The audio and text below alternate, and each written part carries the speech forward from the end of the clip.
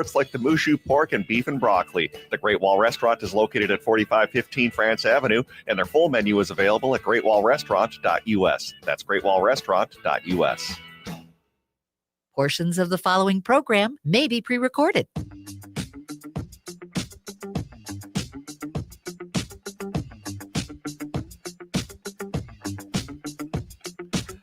Broadcasting live on AM 950, the Progressive Voice of Minnesota, in the evenings on WCPT 820 Chicago's Progressive Talk, in the nighttime hours in Seattle, 1150 AM KKNW, and of course in BAM, Blue Amp Media, actually on Blue Amp Media at blueamp.co on Substack. That's blueamp.co on Substack. It is the Matt McNeil Show for your Wednesday. That means Jeff Stein joining us here in a little bit. 952-946-6205. Patrick is here with us today. Hello, Patrick. Good afternoon. How are we today? Yeah, not too bad today. Okay, that's good. That's good. Did you slodge through any of the State of the Union speech at all? You know? I took the Cliff Notes from it. No pun intended if you're listening, Cliff Schechter. I think if we could associate him with Cliff Notes, I think he'd be okay with that. No, I kind of as well. What's the point? And we ended up being right. You and I are geniuses, as always. We ended up being right. We avoiding it was basically the best thing to do because there was really nothing there to entertain us in any capacity. I'm going to get to this. Obviously, it's something I'm going to talk with Stein about. I'll come up here in just a little bit with some fact checking and stuff like that coming up here in the next segment. But first thing I want to actually do is I want to say thank you very much to the duo over at the Politics Bar, that show, which you can hear on this station after it. What time do they air here on AM 950? Very late night, 11 o'clock to 1 a.m. 11 to 1 a.m. here. In Chicago, they actually air before my show. Right before my show, I'm on the air at 9 o'clock, so they're on before me. You can hear me. They had me on today. We had a nice little chat. You can listen to that. The Politics Bar, a very good little setup they've got over there. So make sure you visit them and enjoy their show. It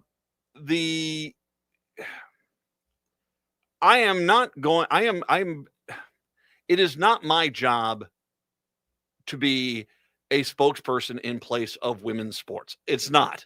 In the same sense as this whole white knight stuff. I mean, it's not my job to speak for the African-American community or the Native American community or the Hispanic community, the Asian community, the LGBTQ community, the trans community, or women. It's not. What I will say is I'll point out injustices when I see them, and that is what I'm going to do here. This whole thing with the U.S. women's hockey team, the further away we get from that phone call to the men's team, and reminder, during the locker room in the men's celebration, Trump invited the players to the State of the Union address. He briefly mentioned the U.S. women's hockey team, who'd also won the Olympics, beating Canada, and saying if he had to invite them to, or he'd be impeached. The men's hockey team laughed and laughed and laughed at that. Well, once again, they won the gold medal on Thursday of last week. They won the gold medal on Thursday. Trump doesn't even mention them until the call to the men's team on Sunday. And then still the White House, not Trump, the White House reaches out on the Monday. I guess we do actually have to invite them. To which they were all flying back. The Olympics was over. They're all heading back home.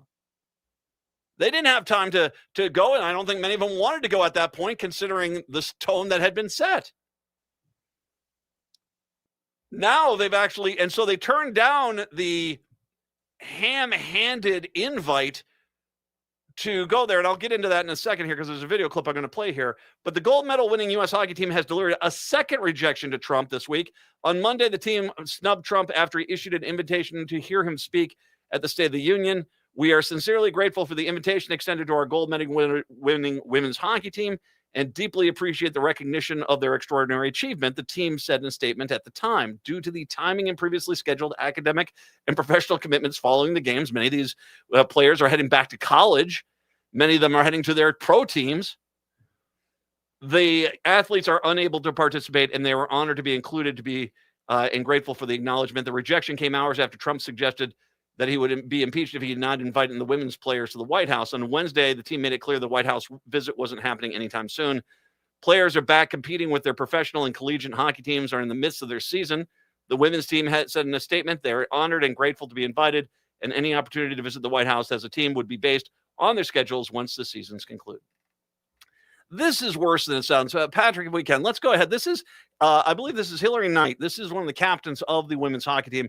And this was a video that was put out about her comments in regards to this, because it's not just the disrespect, but it's the fact that we still today and under the Trump administration do not give women's sports the same equal treatment we should be giving them, especially when they're, in my mind, better than that men's team. If you could play the video here. Even if the White House offered to send a military plane to pick us up now, we would refuse without hesitation. Refusing the invitation isn't just about scheduling conflicts. It's about not accepting that the gold medal we earned with blood and sweat is being used as a tool for politicians to avoid trouble. You've all seen that video. The president, in a call with the men's ice hockey team, publicly said we have to invite the women's team too. If they aren't invited, I believe I'll probably be impeached. Listen to that. This isn't an invitation. First of all, we won the gold medal on the 19th, and it wasn't until 3 days later during the president's call with the men's team that he casually mentioned inviting us. In contrast, the men's team received a personal video call from the president on the day they won, along with a chartered White House plane and priority invitations. And us? We didn't even have time to adjust our schedules. This is just for show. Secondly, there's the difference between the men's and women's teams. We can only take commercial flights, check in our own luggage, and handle all the check-in procedures ourselves, with no one supervising us the whole time. Meanwhile, the men's team has dedicated personnel and a medical team with them. This is a blatant denigration of women's sports. We're both trying to win glory for our country, so why should we be just dispensable decorations? We've always said that sports have nothing to do with politics, and we will never allow them to be used as a political gimmick. Boy, if only the men's team had such leadership. Because remember how the men's team was all saying, hey, you guys, stop picking on us. You're making this political. Well, then guess who shows up last night wearing a bunch of Trump merch? Exactly. They were wearing a bunch of Trump merch. This is an important thing to point out. This is the gold medal winning women's team who was better than the men's team, frankly, bluntly. Well, I'll make an argument that the U.S.-Canada women's game might have been better than the men's game. I mean, both of them were exceptional, but those were two amazing games. Amazing. But this was the pinnacle of the sports world. This is the Olympic gold at the Olympics, and the women's team win it, and they don't even get a call. It's the other thing she mentions, though, is that the men's team, she didn't say the White House was going to send a military jet. She was saying if they even offered it. It doesn't sound like that was even an offer on the table for them. It sounds like the offer was for the men, and it sounds like that the men had a U.S. military jet fly out there, pick them up, take them to D.C. They had all their assistants there to get their bags on board, medical professionals. These women are basically taking a Delta flight, loading their own bags, paying probably the bag fees to get the stuff out of their own pocket to get their stuff back home.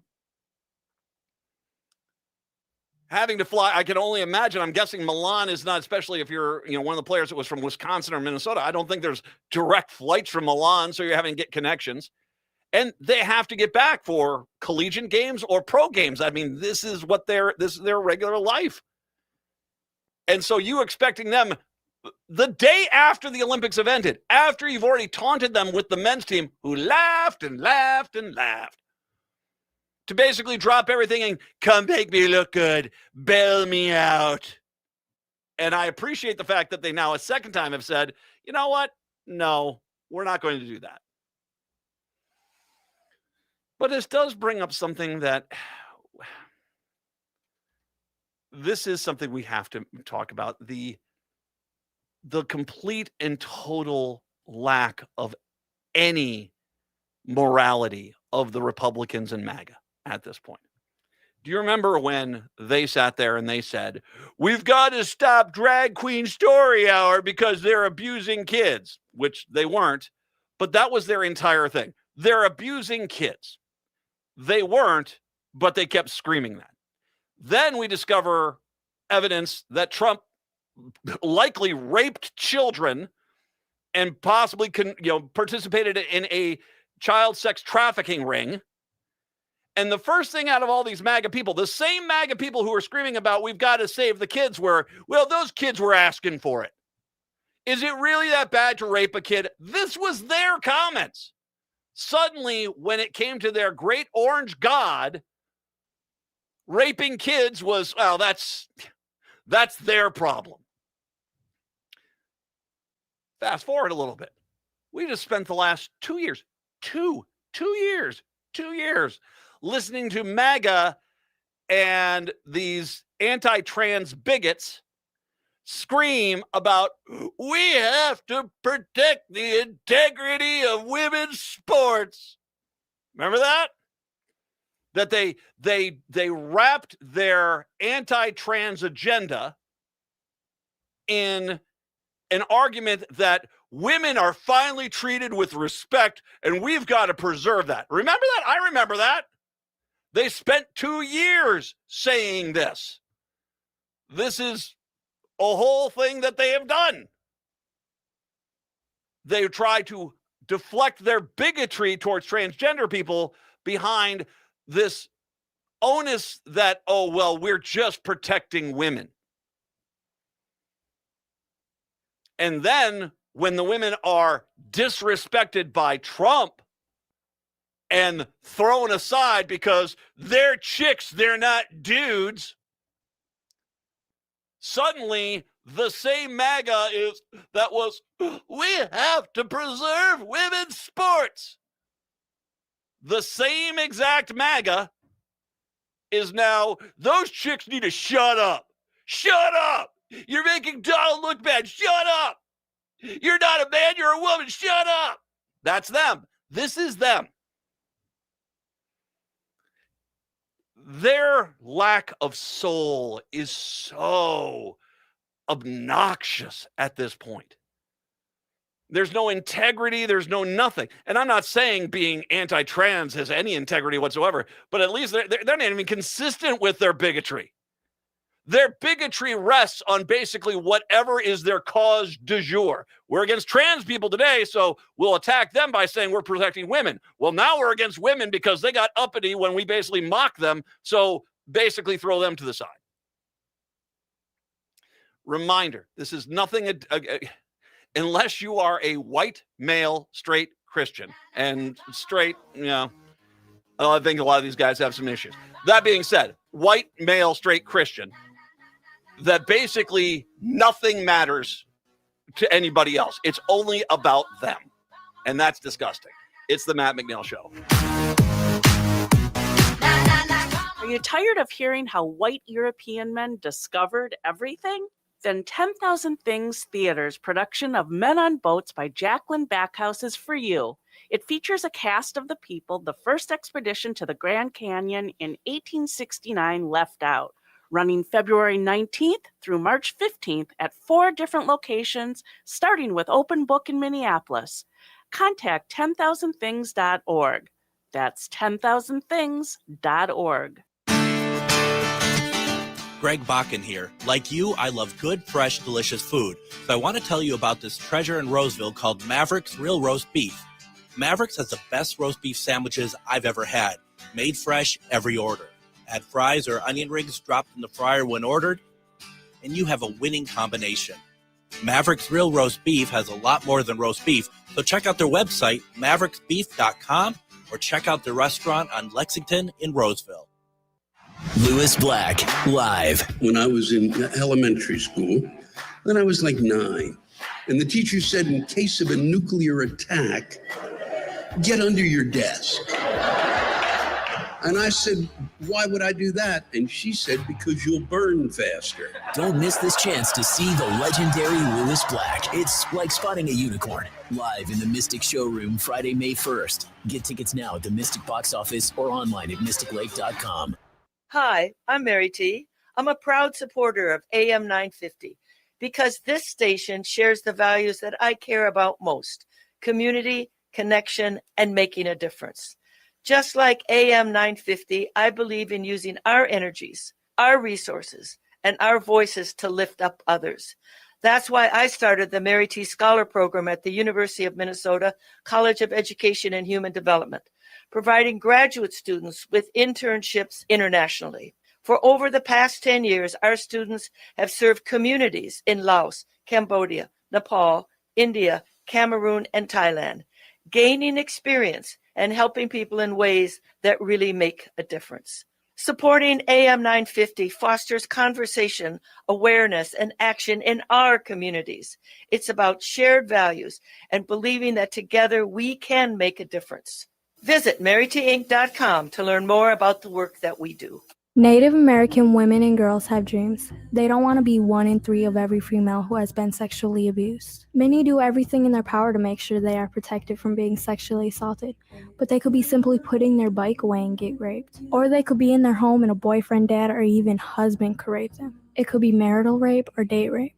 If you don't want to do something, you have the right to say no. You should be believed and supported, and understand if you are raped, it's never your fault. Sponsored by the Minnesota Indian Women's Sexual Assault Coalition.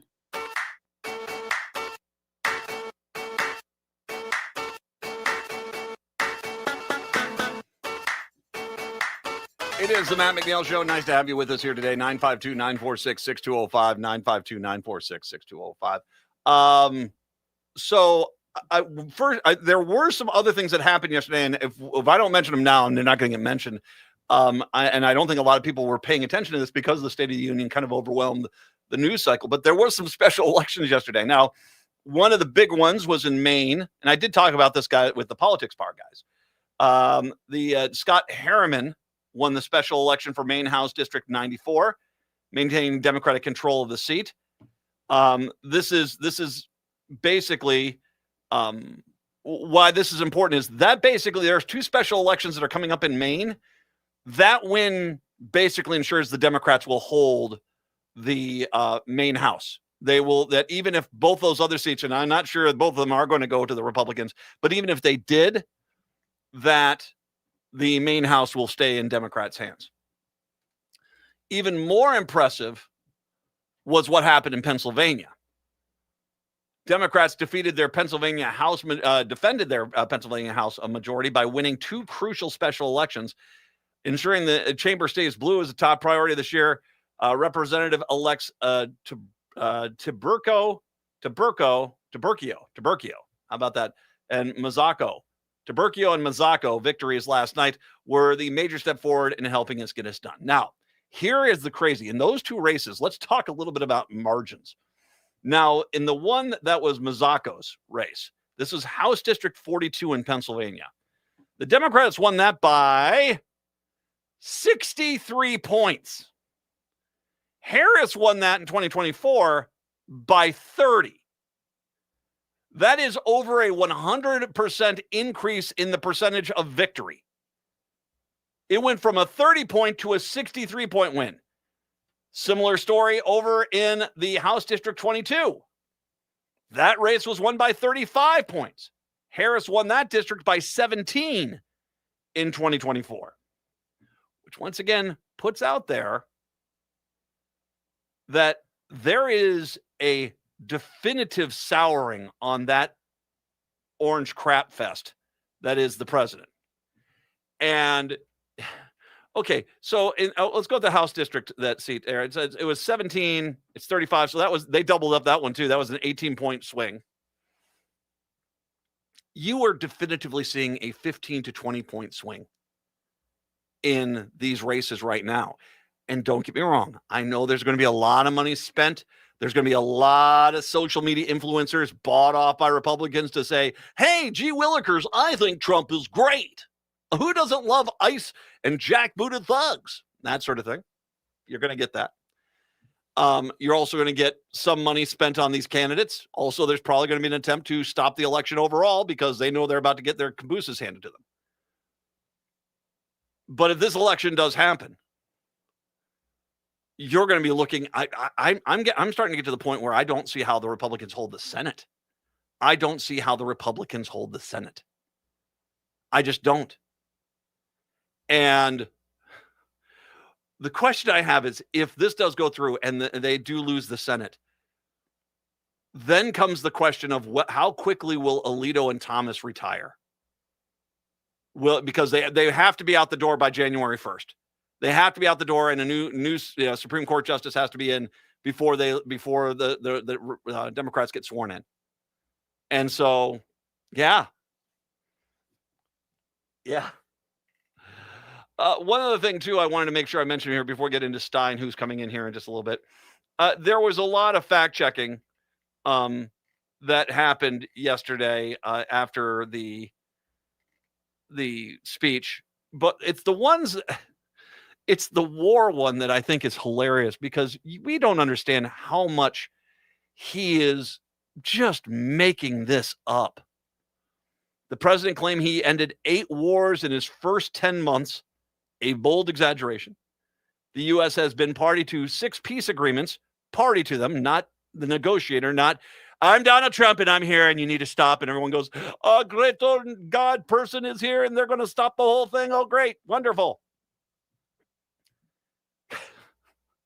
That did not happen.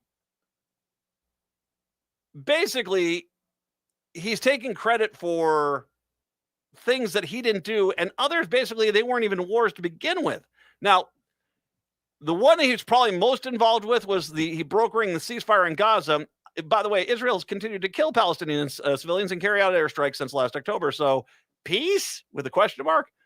Because I don't think that that's peace. If you're still striking people and you're still killing people, that's not peace. That's called combat, battle, slaughter. You pick the word you want to use. So he's claiming he's got peace in Gaza. I don't think he's got peace in Gaza. The century-long border dispute between Thailand and Cambodia, one of the conflicts Trump claims to have resolved. Trump presided over the signing of a ceasefire deal between the two sides, calling it a monumental step. He had pressured leaders from both countries to make a deal by warning trade talks with the U.S. would otherwise be put on hold. However, the underlying causes of the conflict, which rooted in long-standing disagreements over colonial-era maps, was never actually resolved. The ceasefire broke down just weeks later in November, and fighting erupted again just as last December. So I guess that peace didn't last. Basically, 1 million people have fled that conflict in that zone. The White House lists other wars. Of course, they've mentioned Israel and Hamas, Pakistan and India, Rwanda and the Democratic. And let's see here. It got goofy on me. In Rwanda and in the Democratic Republic of Congo, the Thailand and Cambodia, Armenia and Azerbaijan, Egypt and Ethiopia, Serbia and Kosovo. In one case, the war that he apparently stopped was Egypt and Ethiopia. This was a dispute over the building of a dam, and there was no actual fighting. There was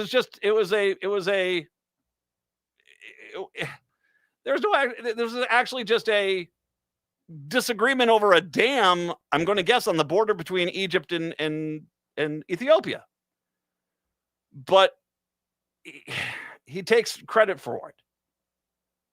There has been also been fighting between Rwanda and the DNC after the two sides once again signed the peace agreement in Washington. So no, India also played down the U.S.'s role in ending its brief conflict with Pakistan. As a matter of fact, the Pakistanis and the Indians both basically mocked each other by saying Trump came to your rescue. No, Trump came to your rescue, which means that basically Trump really didn't do anything. It's just that they are using Trump as an insult,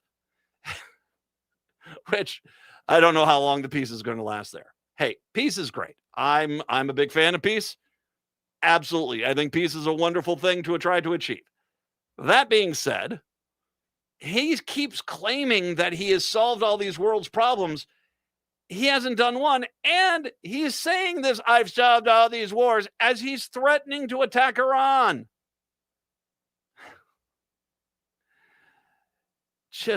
He is such a delusional freaking nutbag. He is just so delusional. Oy. We'll go more over the State of the Union speech with Stein when we come back. It's the Matt McNeil Show.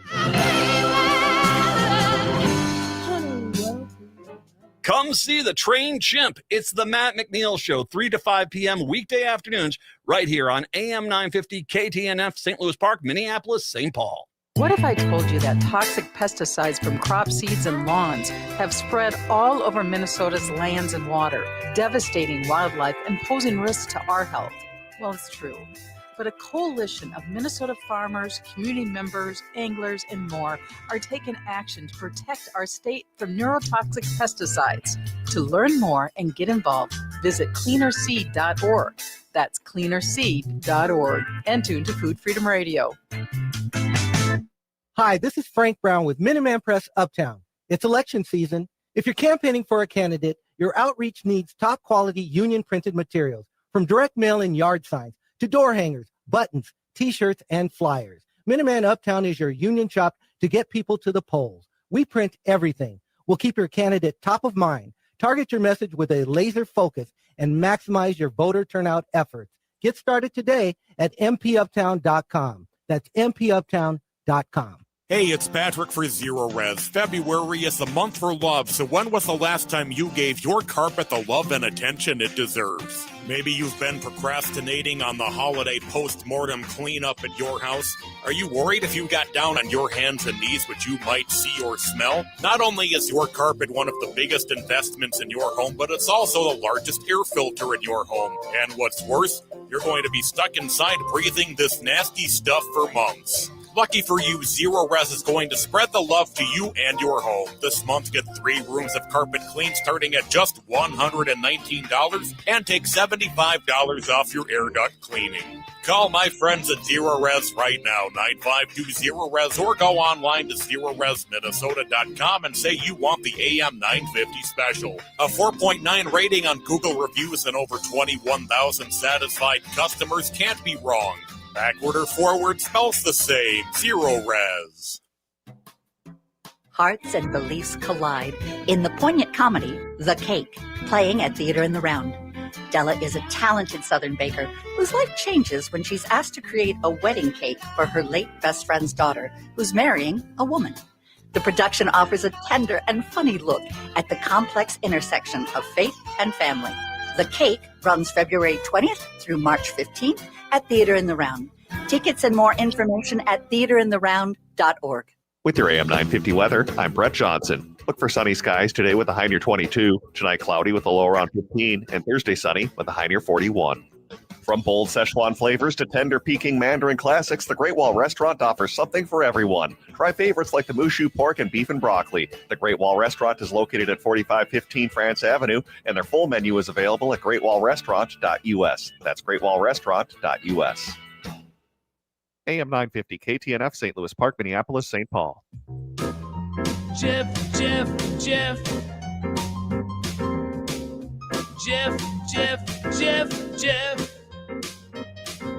J-E-F-F, Jeff. J-E-F-F, Jeff. J-E-F-F, Jeff. Jeff Stein is our national and presidential expert. He is a noted author. You can find his books at your favorite book retailer. The Iowa Business Report, the Iowa Politics Report come to us from his mothership station, KXEL, Cedar Falls, Waterloo, Iowa, where he is kind enough to join us today wearing a suit. Look at you, handsome boy. It's just a coat. It's not a full suit, Mr. Sartorial splendor.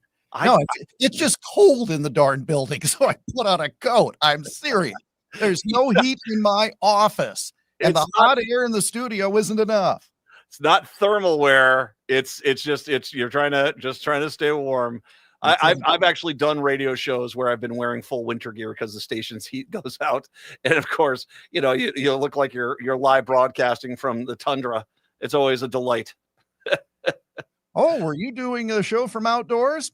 And warmer. Yeah. Welcome to radio. Hey, the lights are working today. There. For everybody who's worked in radio, you're probably getting there. You go off. Yeah, the list. Yeah, this is going to be a choice cut. That routine right there is going to be a choice cut, isn't it? I don't know if they are going to put choice cuts, but if they did make this a choice cut. I'd make it a choice cut. Okay, so not a choice cut. The State of the Union speech. Okay, am I crazy? That was a freaking dud. Wouldn't you agree? I mean, it was just. I said this word, and obviously my personal feelings towards the man are understated here, but it was just boring. I have said to you on the radio for a period of years, doesn't matter which party or which president, said the State of the Union is a waste of time. Okay. And I maintain that view today. It was in no way surprising. There was nothing that was unique about it. Everything went according to what you would have predicted in advance. It was twice as long as it needed to be. It was. And keep in mind, the record was Bill Clinton. Yeah. And even if you took out all the stuff about the hockey team, just excise that, it still was twice as long as it needed to be. Now, the reality is, it isn't going to make a bit of difference, is not going to make a bit of difference. And here's why. Those who were predisposed toward him going in thought it was great. Those who were predisposed against him going in thought it was horrible. The truly independent voters, which Scott Rasmussen, who I tend to trust as a pollster, he founded ESPN for crying out loud. He did pretty well. He says there's 8% out there that are for grabs this year in the midterm. They weren't watching. They weren't paying attention. In other words, the people you're trying to convert, they weren't there. And there was nothing here. This is something that I saw in Politico today, and it's a pretty sharp analysis, I think. Usually, State of the Union messages are laundry lists. Yes. I want this. I want this. This is what we need to do. This is there was none of that. There was none of it other than pass the SAVE Act. There were a couple of other little things, but there was nothing that was forward looking. It was basically, here's my victory lap on the things that I've done. Now you can quibble about whether that was appropriate, but just go along with what they were doing. Well, the border's fixed. Well, this is fixed. This is fixed. Nothing left to do. There was no list of what there was left to do. Now, if you're a Republican running for election or re-election this year, how do you tie your coattails to that? Because it's not forward looking, is it? Well, okay, so we're going to get to that because you said, did it do anything? And it kind of did, because the presidents have during, especially the State of the Union for the midterm, your point is valid. This is where they set their agenda, and this is why you need to vote for Republicans. Mm-hmm. None of that was in there. What it was is Trump. Okay, so the country is not having the best time right now. As a matter of fact, it's basically puking in the toilet after a night of drinking. But you've got. Where did you come up with that? A real world experience based on a true story. Anyway, we're going along here. I'm making notes for what I'm going to say next, and you come up with puking in a toilet after a night of drinking. I've seen. I mean, you want to go with the housing markets? We can go with the egg markets. We can go down the list here. Nothing is rosy and sunshiny right now, outside of the AI bubble infused markets. Anyway, that said, yes. He came on out, and what Trump tried to do was what he has always done. Come on out, say things which are basically not true. We'll go with the price of gas. That's the prime one. I think that the easiest one to negate. And I wrote down here that the fact checkers pointed out that the AAA pointed out that the actual average price of gas right now is $2.95. He said it was $2.30 a gallon in most states. In some places, $1.99 a gallon. There are 4 gas stations in the nation where gas is underneath the price of $2. The closest statewide average is Oklahoma, which was $2.37, so not even at $2.30. So, he comes on out, and he does this, but I think we're seeing Trump being exposed to his kryptonite, which is that if the people that vote for him the most, especially maybe not the most MAGA people, but the Republicans who are staying with him because he's the Republican, if they're not buying that anymore, then that's why I think it didn't sound rousing. It didn't sound this. It just sounded, okay, all these prices are less. No, they're not. No one's buying that. You can say that. And he's done that in the past and gotten away with it. I don't think anybody after last night was like, oh yeah, boy. I mean, are we really wrong about this stuff? No, I think most people, especially as you and I talk about, and he dogged on affordability, you and I talk about kitchen table, issues. Those are the ones that basically are what drive. And he basically said, you don't have kitchen table issues. Everything's rosy and wonderful. Thank you. You can just say thank you to me, and I won't even say you're welcome. And that's it was just boring. It was, rehashing his old favorites. He always needs a straw man or an opponent, whether it was Rosie O'Donnell back in the entertainment days or Vince McMahon when he was doing the wrestling shtick. So he had nothing that was forward looking. It was, these people are radical crazies who won't stand up. So don't vote for them, vote for us. Well, that only goes so far. Okay. Here's why it only goes so far. Let's assume everything you just said about affordability is true. Not even going to quibble an ounce on it. It's fine to say those people are crazy. But when it comes time to actually vote, I'm looking at my pocketbook. Yeah. And so if you're saying they're horrible and I'm not feeling real good about my financial situation, I might give crazy a try. You know what I mean? And that's where everything was negative of the other side. I get it, but that's usually what you do when you are a challenger. What do you do when you're running against an incumbent, either in a primary or a general? You trash the other side, you tear them down. And once you've softened it up enough, then the public, the voter, is willing to say, okay, I'll consider a change. But then you have to make the case. So if in fact he was trying to run from behind, if you will, and say, Democrats are crazy people, okay, well, what do you have? And as far as the gas price thing, he was quoting a price in Iowa. He saw what, $1.95, something like that. Here's what I think happened. And by the way, let me make sure I say the whole thing. This is the quote. He said, it's now below $2.30 a gallon in most states, and some places $1.99 a gallon. Right. And he cited Iowa and said $1.99 a gallon or whatever it was. Okay, first of all, that I think happened when he made a visit to that area. It was Ankeny and that area of the Des Moines Metro, because I had someone else on the air talk about this dollar whatever gas. And I said, where are you? Because I'll drive that far to fill up because, and I think somehow they got somebody to put gas at $1.90, whatever, just for him so they could take a picture of it. Because I've seen some social media posts. Oh, look what gas is. Okay, first of all, are you talking about real unleaded? Are you talking about E88? Are you talking about whatever, every permutation?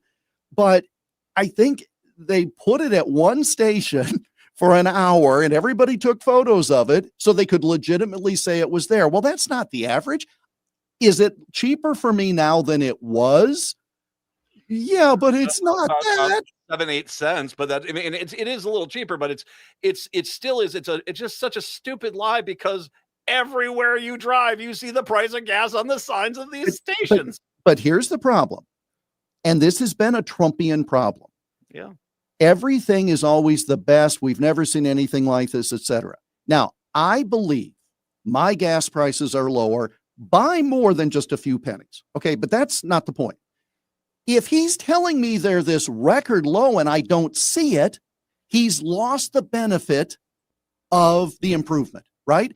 I think I'm paying 30 cents a gallon less now than 2 years ago, something like that at least. Okay, I'm good with that until you tell me something that isn't true, because then you lose the advantage. Your credibility is shot on it. Am I paying less for eggs now than I did a year and a half ago? Yes, but don't even talk to me at the meat counter, because that's horrible in terms of the price. So, again, it's not an across the board thing by any stretch. And so when you exaggerate, you lose the advantage you could have gained. with accuracy. And he does know that MAGA, the true MAGA followers will say, there's a great political cartoon where he says gas is $1.99, and then he shows a guy looking at a gas pump saying $3.24 a gallon. He's saying my gas is $1.99. He knows that will be enough, but it won't carry over. You talked about coattails. You set your priorities. This is why you vote Republican. It really is basically a political speech. It's a campaign speech at best. And he didn't do any of that. What he did do, though, is actually worse. No Republican wants to talk about the big, beautiful bill. And Trump basically kept bringing it up and patting it. Isn't this great? And, of course, every Republican is standing up and, yeah, okay, I hope I don't have to mention this again this year. When he sits there and he says, hey, yeah, we've taken 2.4 million people off of food stamps, but not because they are now able to afford food. You just cut 2.4 million people off of food stamps. That's not making them better. They're starving, or they're needing to find, charitable church groups that are basically donating. So there are a lot of things, the healthcare costs, all these other things, which we don't talk about because of the invasion of Minneapolis or the Epstein files, but are still there, and they're not going away. When you say, and depending on the charity of churches, et cetera, when you change the tax law so that you can't deduct charitable contributions, what happens to your charitable contributions? Now, good people still donate, they still tithe, they do whatever. But when you have this certain incentive and now it's gone, one of the things that I don't know if he meant to do that. Well, he probably did, because he likes pitting people against each other, right? Yes, he does. If you're JD Vance, it's like, what do you mean I have to deal with the fraud part? Here's Marco Rubio sitting there getting the biggest ovation of the night. And so it's like he's playing them against one another. And this is at the same time that supposedly he's asking people around the White House, I don't know, do you think it should be Marco or JD this week? What do you think? Who should be my successor? I mean, we're now kind of doing this routine because, again, let's face it, presidential candidates start sniffing around later this year, and it'll be all next year. And so now it's like, hey, JD, why don't you take on an impossible task? Ready, go. Thanks a lot. Thanks. He is doing his best to basically implode the Republican Party and make sure that what is Trump ends with Trump.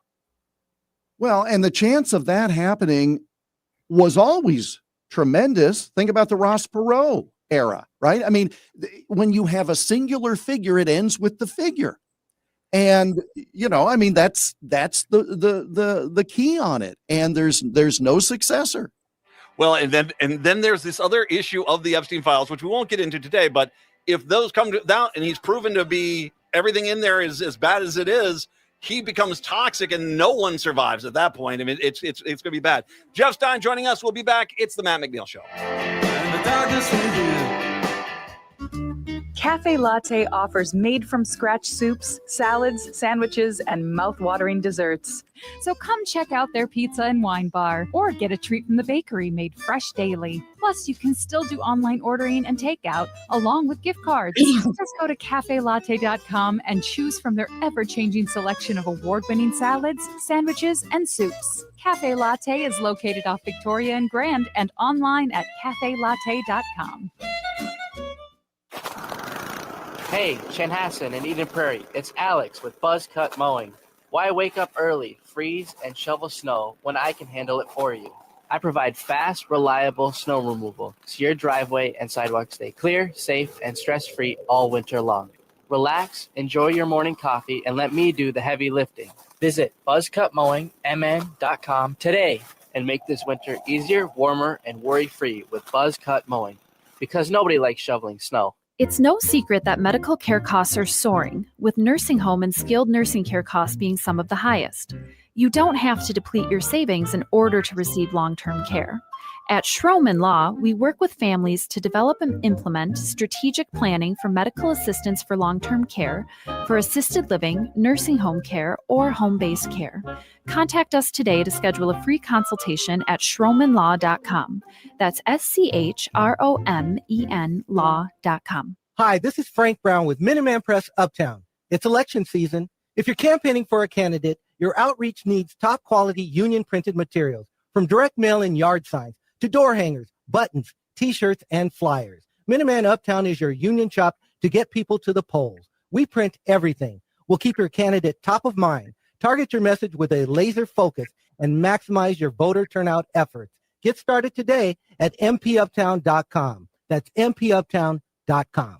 Hey, it's Patrick for Zero Res. February is the month for love, so when was the last time you gave your carpet the love and attention it deserves? Maybe you've been procrastinating on the holiday post-mortem cleanup at your house. Are you worried if you got down on your hands and knees what you might see or smell? Not only is your carpet one of the biggest investments in your home, but it's also the largest air filter in your home. And what's worse, you're going to be stuck inside breathing this nasty stuff for months. Lucky for you, Zero Res is going to spread the love to you and your home. This month, get 3 rooms of carpet clean starting at just $119 and take $75 off your air duct cleaning. Call my friends at Zero Res right now, 9520-RES, or go online to ZeroResMinnesota.com and say you want the AM 950 special. A 4.9 rating on Google reviews and over 21,000 satisfied customers can't be wrong.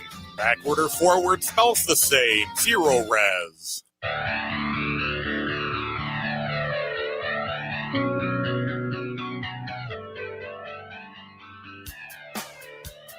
Broadcasting in the evenings on WCPT 820 Chicago's Progressive Talk. In the nighttime hours in Seattle, 1150 AM KKNW on the Blue Amp Media Network at blueamp.co on Substack. That's blueamp.co on Substack.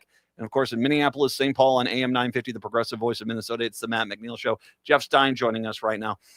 Jeff, you had mentioned something earlier about, are you going to flip voters over, or would they consider voting for the Democrat? I think the Republicans have a much bigger problem. We just had 3 more special elections, 1 in Maine, 2 in Pennsylvania that happened yesterday. The numbers are, 1 went from a 17-point race to a 35-point race. 1 went from a 30-point race to a 63-point race. And in Maine, they basically, that was a relatively small voter turnout of like 1,000 people total, but that basically makes sure the House in Maine stays in the Democrats' hands, even with these other special elections that are coming up. What I think you're seeing is a lot of Republicans just not going to the polls. That I think it is after 45, 50 years of Republicans poisoning the Democratic water hole, that for a lot of Republican voters, I think they're still too toxic for them to vote for. But I think an even bigger problem for the Republicans is them just not showing up, because that's about as much as it's pains me. I think Americans should vote. It's a wonderful thing. It's the right we have. But if also the Republicans en masse decide, I'm just going to sit home and watch, you watch television all day, then that's a big problem for them. There are a lot of folks who used to be affiliated with a certain party. They don't flip. They go to non-affiliated because they're just sick of the whole thing. How many people in this midterm are going to say, I don't want to be listed as a Republican? I don't even want it on the voter registration. I mean, I'm looking at my own state, and we have huge blocks of non-affiliated voters, larger than either of the political parties in half the state. So when you have these big blocks of non-affiliated voters, 2 things happen. 1, you can't predict the outcome very well because you just don't know how they're going to fall. But the other thing is that they don't have the loyalty that they would otherwise have. In other words, I'm a lifelong Democrat, and so by God, I'm not liking it, but I'm going to vote Democrat. What if you're an independent? You're non-affiliated. What if it's, you kind of got the pox on all your houses thing? And if you're a party, how do you mobilize the turnout? And this is the Republican issue. They've had the star figure of Trump. That's not necessarily good. I'm just telling you, right? He takes the oxygen out of the room. All right. So that is your motivator to get people to the polls when he's on the ballot. What happens when he's not on the ballot? Something you pointed out multiple times. Yeah. You don't have the get out the vote effort because there aren't Republicans. The way it's being discussed now, you're either MAGA or a rhino. Okay. How are you going to lasso voters in any meaningful way when that's the situation. And I think that's the longer term implications. Are you seeing it play out in some of these special elections? Sure. But you know how I feel about special elections. I try not to draw trends. What I draw a trend on is you're going to have a hard time mobilizing people when you don't have the star power on the ticket and you've got more independents than ever before. Well, but there does come a trend when election after election after election after election is showing us the same trend, if not getting worse. And we'll have to see how that goes. I mean, we have a bunch of special elections coming up here in the next few months. So we'll see if that trend continues. Well, but that's the whole point, right? If they're not mobilizing and not getting out voters, you're going to see those stack up. And that's where it transfers from being an aberration of a special election to the outcome of a very serious condition, as in can't get your voters out. You and I, you and I have talked about politics over the years. And one of the things is, a blockbuster of a day with like the Epstein files aside, what is more dangerous to a voting bloc for a political party is the drip, drip, drip. I mentioned healthcare costs are now going to be up. By the time we get to November, that's 11 months of that. Food stamps have been taken away from 2.4 million people. Not only are those people going to be regretting that, but as well, you're going to see strains on the system that is already still in place with food banks and stuff like that. Drip, drip, drip. You have, the price of food. If this doesn't come down, and him quickly throwing another 15% tariffs on just to spite the Supreme Court, drip, drip, drip. You can't underestimate the way that the Minneapolis issue blew up on them, in that they've lost the immigration argument now, and all people are talking about is the victims of ICE. And of course, you killed 2 people in the streets. And at the end of the day, people looking in the mirror, it's like, okay, am I really for this? Drip, drip, drip. You get more of this going on. There are a lot of bad signs that unless the Republican Party can figure out how to fix these things and fix them almost immediately, that this is going to once again become more than just drips. It's going to be a complete avalanche. Cumulative effect of all of those things every month, right? If you are spending, I don't care, 5% more that's a huge amount to me. If you're spending 5% more every month, by the time you then add up that many months, now you're talking about serious dollars. Here's the other thing that I think could be a big turnoff. They kept in promoting the reconciliation bill last year. They're talking about this is the biggest tax cut in history. Well, it was making a tax cut permanent and adding a few other provisions, right? It kept things the same for most people. But when you keep saying, we just gave you the biggest tax cut in history, people are going to the tax preparer or using TurboTax and doing their taxes. They're saying, where's my huge money? Where's the money I was supposed to be getting? And it's in the marketing. It's in the messaging, because yes, by passing that, they stopped an increase, but don't tell people that it's the biggest tax cut in history, albeit technically may be true, because I've done my taxes. Guess what? Wasn't. I didn't see that benefit. And now you've got this question of the tariffs, where suddenly, if you want to wake up people about the tariffs quickly, you say, wait a second, that's your money. You had to pay that. Should you get a refund check? And everyone across the country is like, yeah, I want my refund check. All of a sudden, that's going to become a nightmare for them. I want my MTV. Now you're going to switch it to I want my refund check. Get your kids going on the production crew. That's your stinger right there. There's your choice cut. Another choice cut with our head butcher himself, Jeff Stein. There you go. Jeff, I'll get the Iowa Politics Report posted a little bit later on. Thank you very much. Chicago, Seattle, talk to you tomorrow. Minneapolis, St. Paul, and bam, hour 2 up next. Greg Bakken here. If you're craving something delicious, Eat Local Minnesota is here to spotlight amazing local places you're going to want to try right away. Step back in time and experience classic nightlife at Crooner Supper Club, 4-star drinks and entertainment all in one place. Enjoy incredible performances on the main stage in the Dunsmore Jazz Room. You can even unwind in Maggie's Lounge. Find your perfect concert experience at croonersmn.com. Crooner Supper Club, where old school charm meets modern nightlife. Or how about a delicious French dessert? Discover macarons like you've never tasted before at Nicolette Macarons in Plymouth. Pick up a box of elegant French macarons conveniently located off Highway 169, perfect for gifts, corporate events, or just for yourself. Stop in and order online at Nicolette'sMacarons.com.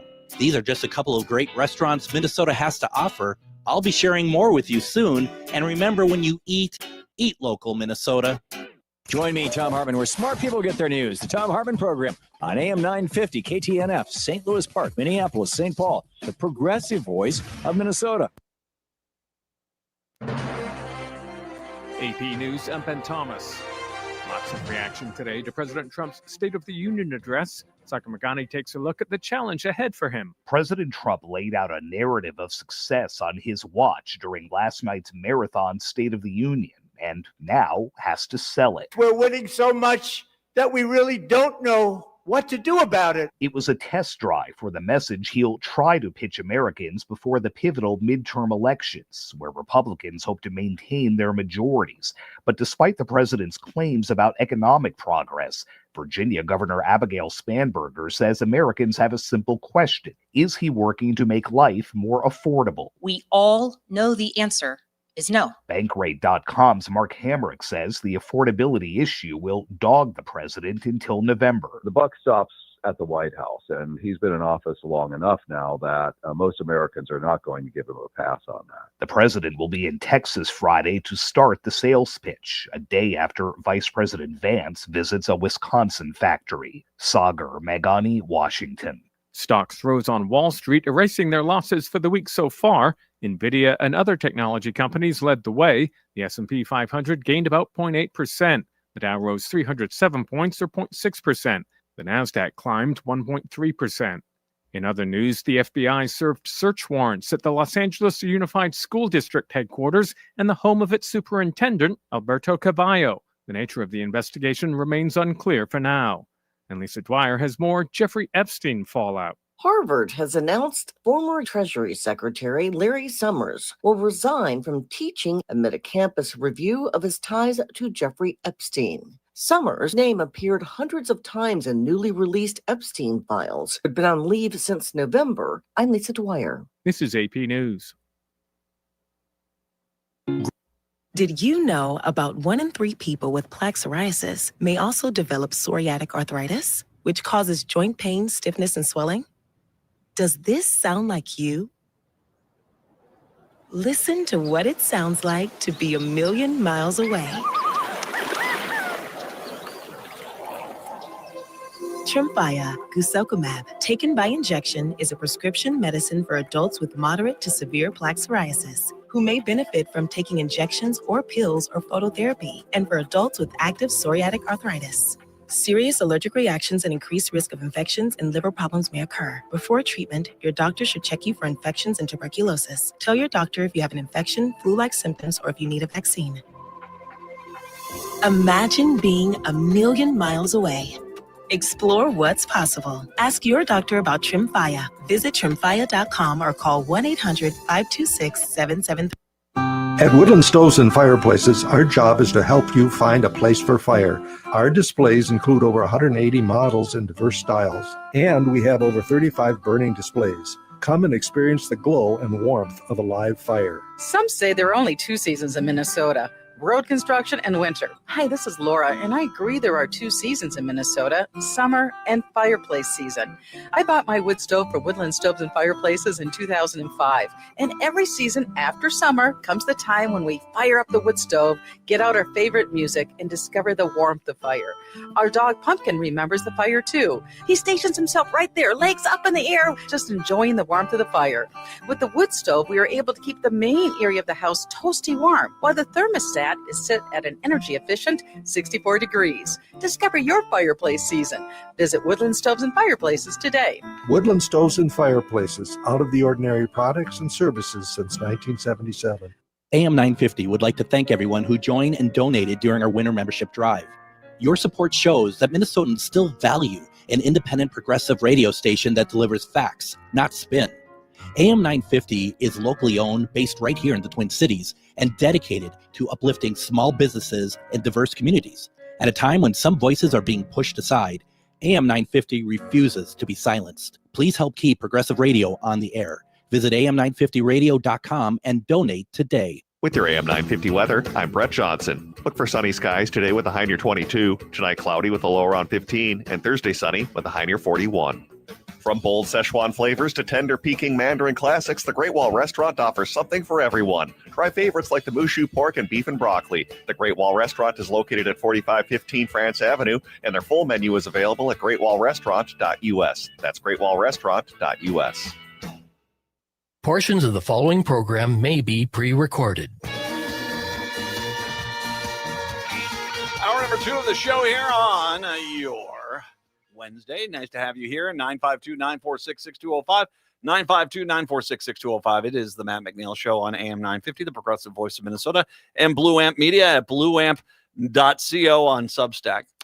I just saw this, and I'm going to mention this. It is because this is just all right. Once again, and this is not a debatable point. This is actually the truth. The old Minnesota state flag, which we replaced with the new one, which is far cooler, was not a democratic version of the state flag. It was just the state flag. Republicans, because you freaking idiots don't have anything else you can campaign on, tried to turn it into a cause.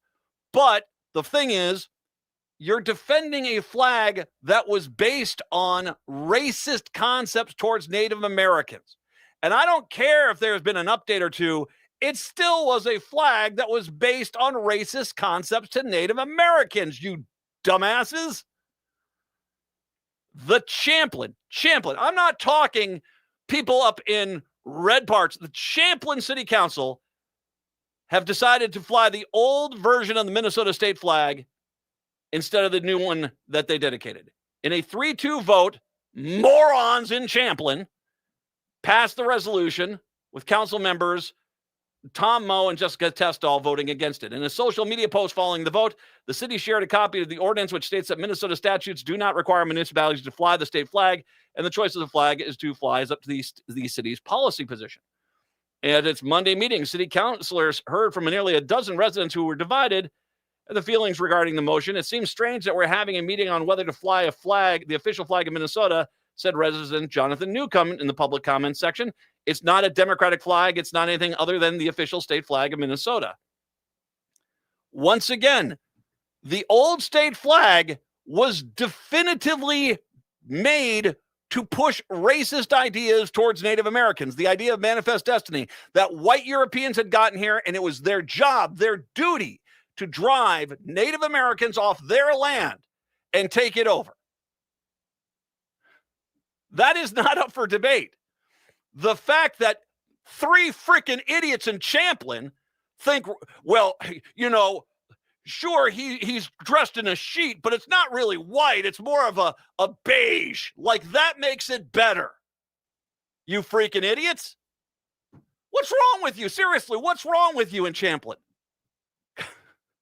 Because here's where it gets just delicious. I mean, you can just tell this is mega. You can just see it. The new state flag was decided on after a months-long selection process by the State Emblems Redesign Commission, where residents could submit designs. It features a dark blue shape similar to the state's border to the east and an 8-point North Star with a single light blue color on one side. The colors represent the state's bodies of water. It's not the Democratic flag. It's just the state flag, you idiots. City Attorney David Shops presenting the council with 3 options: fly the old flag, fly the new state flag, or not flying a flag at all. Now, if you truly were neutral, you stupid idiots in Champlin, then you'd fly no flag at all. Right, moron boy? When I talk about moron boy, I'm talking about the mayor up there. In order to do what's best for everybody, maybe we don't demonstrate a flag at all. I understand the history of the flag, and I also understand a lot of flags have changed over time, said Mo, one of the guys that said that was the case.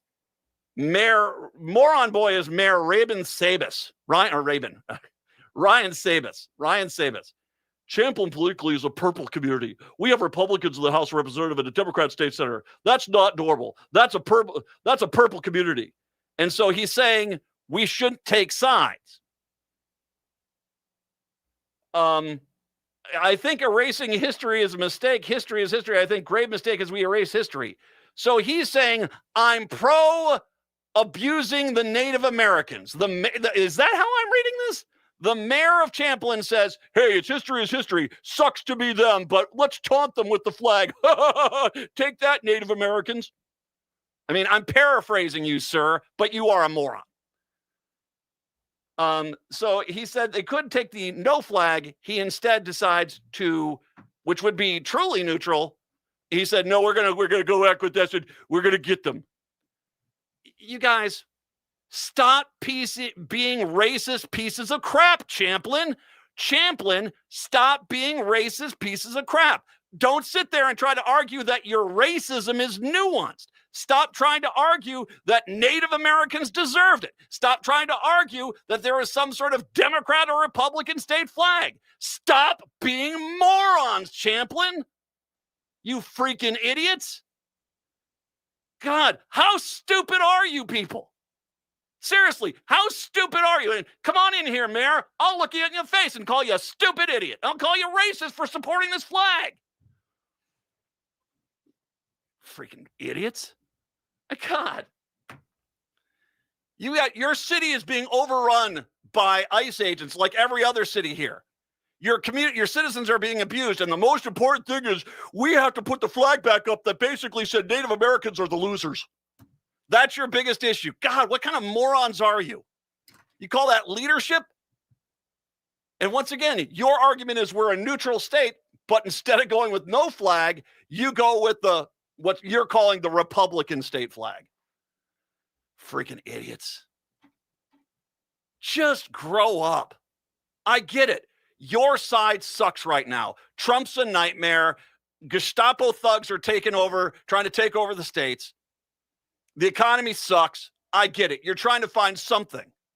But God, how can you be such a pathetic piece of crap?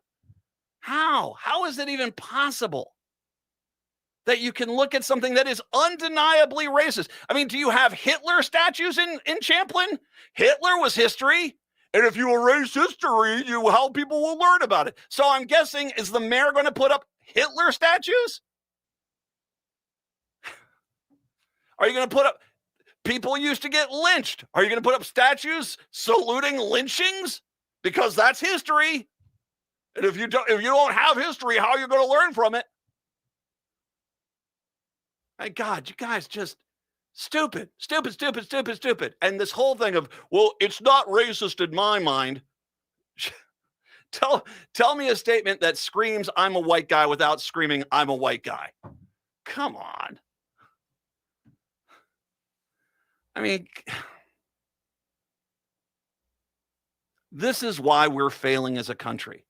This crap. This is why we're failing as a country. You've got people who are in your city of Champlin who are terrified of going outside because there are federalized fascist police force going door to door.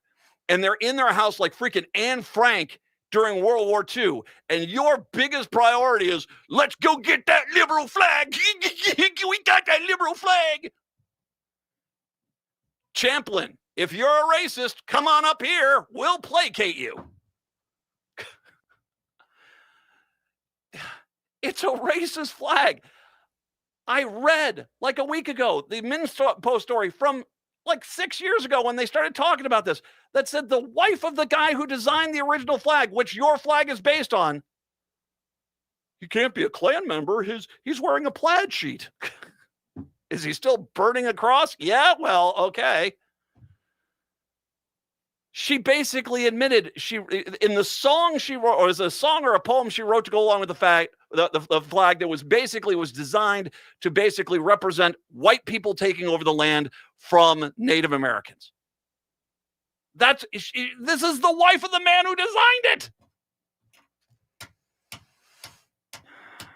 I guess, I mean, I'm sorry you guys feel like you got to get a victory any place I can. I gotta get a victory any place I can. But can I encourage the Native American groups of this city?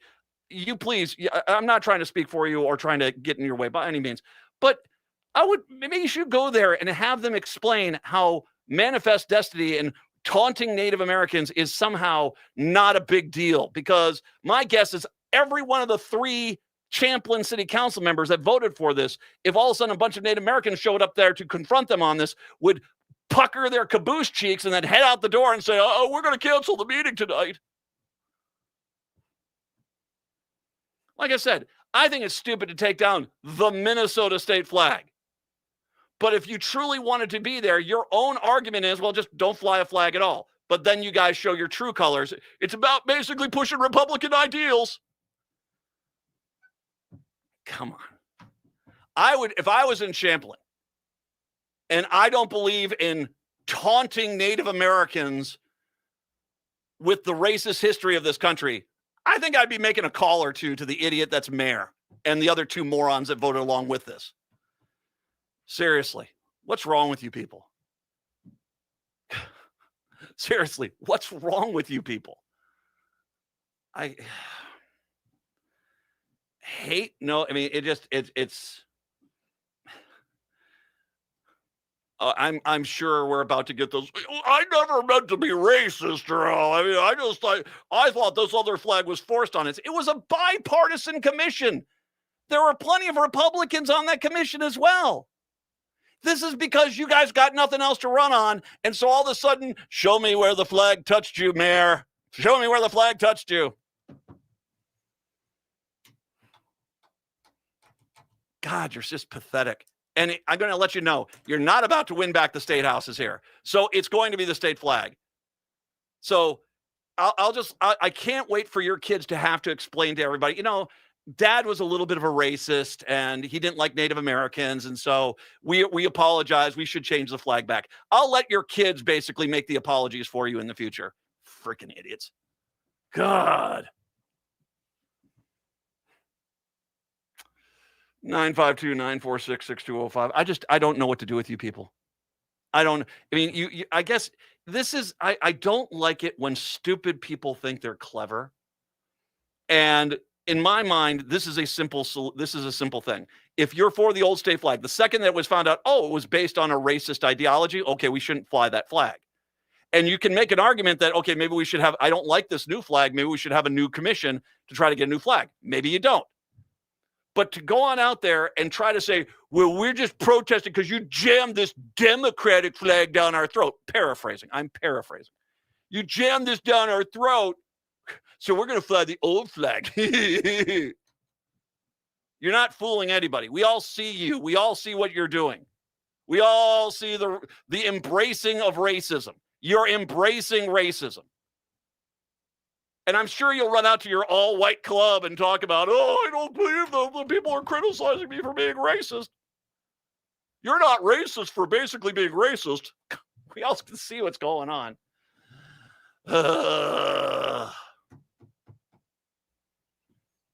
Just dumb. I'm sorry your side sucks, but stop with the racist crap. You know, you guys in the Republican Party like to think to yourself is, we're the party of individual freedom. Far from it. You basically want to dictate how everyone lives, how women live, how Black people live and Hispanic people live and Asian people live and the LGBTQ population lives. You want to dictate how everyone else lives, and they all have to bow down to you, the big whitey. That's how it has to be. As long as whitey is on the top of the pedestal, then you don't care. That's what you consider to be neutral.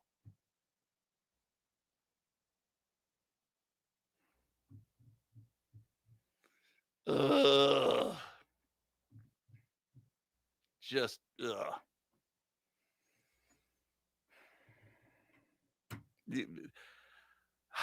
952-946-6205, 952-946-6205. By the way, that's how to bring me the news. You can read that there. One last thing here. There was an update. This is the Minnesota's 1 minute tour guy, John O'Sullivan, who basically used to do this social media thing, which was pretty good around the cities. And all of a sudden one day he disappeared. And then we found out he moved to Australia. He's married to an Australian. He has dual citizenship. They basically felt as if it wasn't safe here anymore with the jackbooted thugs coming into town. And so he left, and it left a lot of negative feedback for him after he basically just done a Kickstarter to help his page get more visibility. In a 2-minute video posted on February 25th to his Instagram, Reddit, TikTok, and YouTube accounts, he said he realized his departure video made Minnesota look uniquely bad when actually he was trying to make a point about the nation as a whole. I'm not sorry about moving to Australia. I'm not sorry about the decision I made for the family, and I'm not sorry that I upset people so much that it doesn't matter what my intentions were, he said in a phone interview Wednesday morning, Minneapolis time, early Thursday morning, Australian time. He and his wife began planning their international move after the shooting at the Annunciation Church in late August. He said they knew people in the church and had young children ages 5 and 2 who would soon be starting school. In Australia, the school year starts in January, so they needed to move fast. He said he wasn't expecting such a negative reaction or that people saw him as a sort of hometown commentator.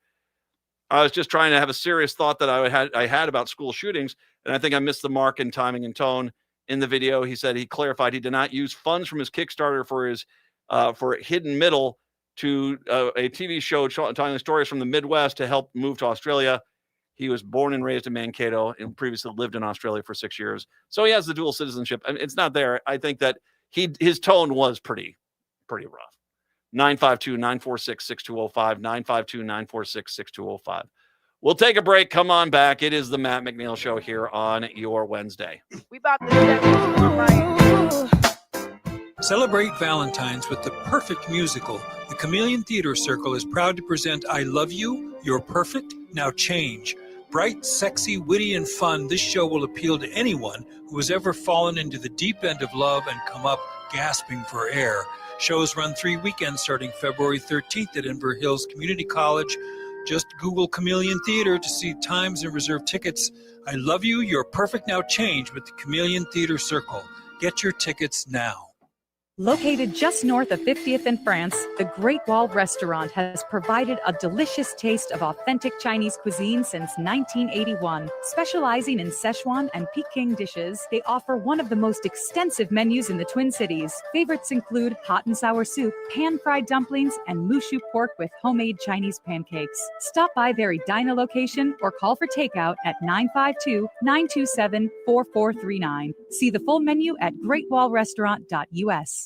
What if I told you that toxic pesticides from crop seeds and lawns have spread all over Minnesota's lands and water, devastating wildlife and posing risks to our health? Well, it's true. But a coalition of Minnesota farmers, community members, anglers, and more are taking action to protect our state from neurotoxic pesticides. To learn more and get involved, visit cleanerseed.org. That's cleanerseed.org. And tune to Food Freedom Radio. This is Chad, owner of AM 950. I've been telling you about my friends at Snap Construction, who are arguably the most well-reviewed exterior construction company in the metro. Don't just take my word for it. Take a look at all their reviews online. Winter is the most cost-effective time of the year to complete your construction project. A majority of Minnesotans choose to have their work completed on their home in the summer when they should be enjoying the weather. As a result, the demand for labor in the summer is much higher. The most cost-effective way to improve or restore your home is in the winter due to the lower demand. Right now, Snap Construction is offering an additional 30% off of labor to the AM 950 listeners on your next construction project between now and the end of February. Call 612-333-SNAP and mention AM 950 for an additional 30% off. As always, Snap Construction stands by their work with a lifetime craftsmanship warranty. Don't wait to get a free estimate by calling 612-333-SNAP. Or find them online at snapconstruction.com. Financing options available. Peace of mind shouldn't cost a fortune. We keep things simple at Schroman Law because we believe planning for your estate and end-of-life care shouldn't be stressful or expensive. Every client relationship starts with a free consultation so clients have the information they need before making important decisions. From there, we work closely with clients to ensure they are choosing the most efficient and cost-effective plans for their specific needs. Schedule a free consultation today at schromenlaw.com. That's SCHROMEN law.com.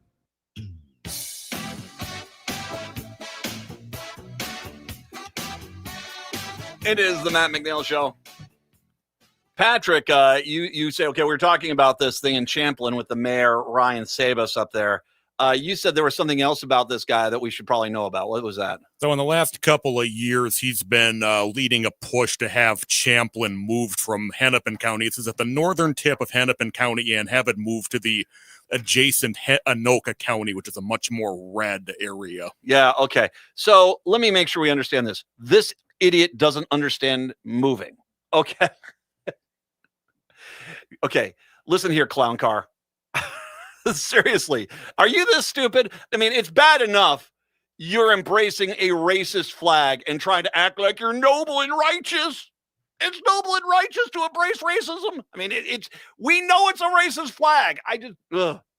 Even in the updated versions, we're still based on the racist flag, you idiot. He's got a pastel color. It's not a white sheet he's wearing. Okay, whatever. But let me get this right. You hate it so much in the county that you live in and represent that as opposed to leave and take your, I guess one person might say worthless caboose out of this Hennepin County, you basically want to, I'm going to rip this city out and I'm going to put it up there because Republican mega. Is that what you're doing, you idiot? Move. If you're not happy here, and clearly you're not, move. You've got one trip around on this spinning rock, dude. And you're choosing to live someplace you can't stand so much, you hate it so much that you're trying to get your city moved out, which will not happen. Hennepin County is not going to let it go. Move. Or are you really that stupid, you idiot? Are you? Are you? That you don't understand what racism is? And you don't understand that you can move if you don't like someplace? Wow. And why are you even in Minnesota? You probably need to go out to Idaho or something like that. Wyoming. Bon appetit. You will be happier, and we will be happier too. Dear Lord. I want to make sure because there's one thing I said that I kind of passed over. We have a militarized federal police force going house to house, kicking in doors, searching for people. You have people terrified of going outside. You have the economic structure. As a matter of fact, I'll get to the story here in a second. The major swaths of the economic sector of the state in limbo. And your biggest issue is, we got to bring back the flag that's based on the racist, we hate Native American thing. That's your biggest issue. And you don't understand that you could move at any point and solve all your problems. You're not the hero of this story, sir. I know in your mind, I'm the hero here. No, you're not. No, you're not. No, you're not. Like I said, I would love to see you think you're a hero and have some of the Native American tribes representatives come up there and have you explain to them how the embracing of the racist flag is something righteous and noble. I would love for it, because I guarantee you, even you would realize I'm not the hero here, am I? Move, seriously. If you're that unhappy in your town, why are you there, you idiot? Why? You've got one life. Move. You'll get a good price. Champlin's a nice neighborhood. People are moving there. You'll probably get more value if you move way up then to northern Anoka County or wherever you go. You'll probably make more money and have a bigger house. Knock yourself out. Problem solved. And if you move out of Minnesota, then you never have to see the flag ever again. And you probably will be happier even still.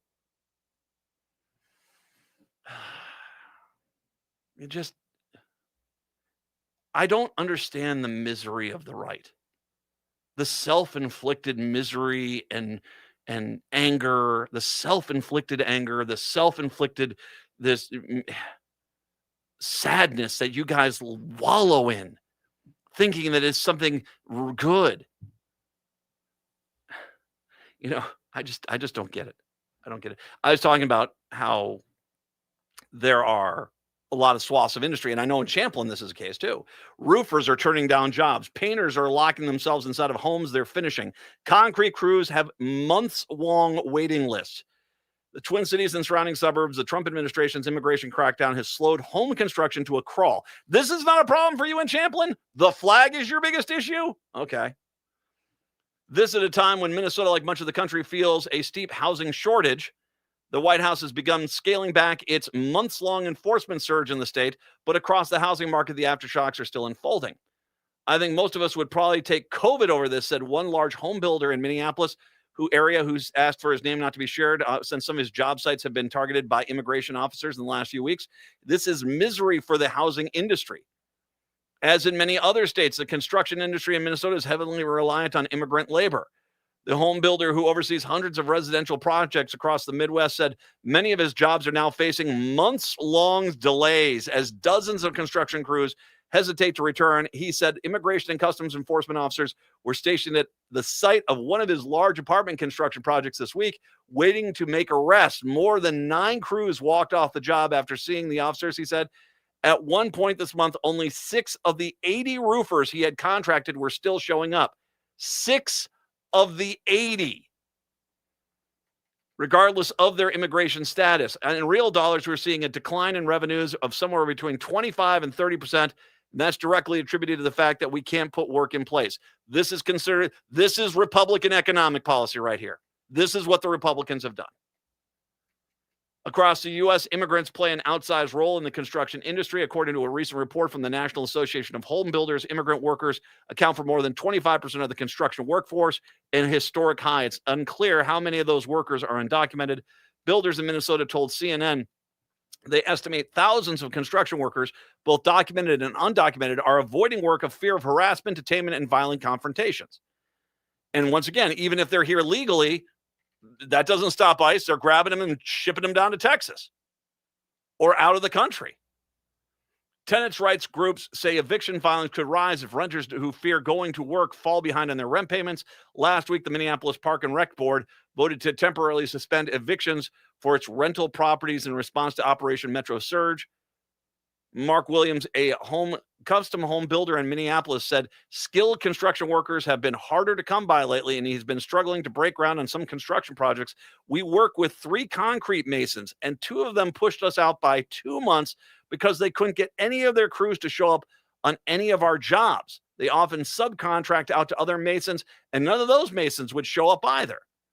Williams typically signs a contract with a roofing company about 30 days before he needs them and to start the work. But recently, the siding and roofing company he normally works with told him they'll need at least 4 to 5 months notice.